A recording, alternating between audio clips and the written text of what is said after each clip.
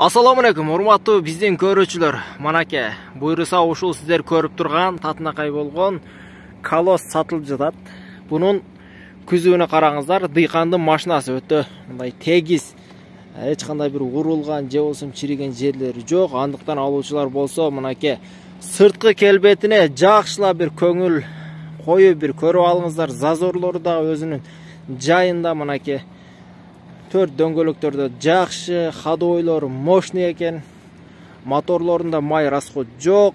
Азыр биз сиздерге моторлоруну мынаке ачып да көргөзөбүз. Ага чейин азыр мына ички салонун тартып көргөзөйүн. Көрүп алыңыздар. Мынаке буйруса электропакет экен. Велурный салон. Мынаке ичи да өтө таза, бир приятный, сонун бир жыттанып турат. Коробкасы механика, мынаке бүт баары печкаларды өтө мощный иштейт экен. Азыр мынаке сиздерге алды жагынан тартып көргөзөбүз. Алдын ачтык, кана бир тартып көрөйлү. Мынаке бунун тазалыгына караңыздар. Мынаке чашкаларда эч кандай бир урулган же чирилген, кыйшайган жерлери жок. Мотордун тазалыгына караңыздар. Мынаке кандай сонун турат. Бирок айдаган эгеси дыйкан адам. Мынаке азыр бизге ушуну сатууга чыгарайлы, чоңураак жип алабыз дейт буйруса. Андыктан алуучулар болсо экрандагы номерлерге звонок кылып кайрылыңыздар. Бизге катталганды унутпаңыздар. Азыр мынаке аркасында ачып көргөзөйлү, казандары кандай экен.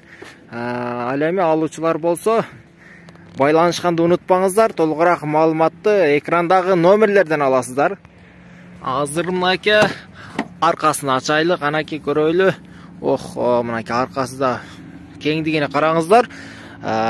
Канам азыр мынаке мынаке казандарын караңыздар. Жакшылап көңүл буруп караңыздар. Домкраты бар экен.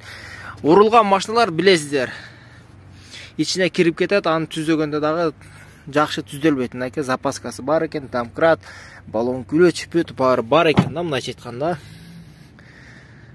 Мынаке караңыздар.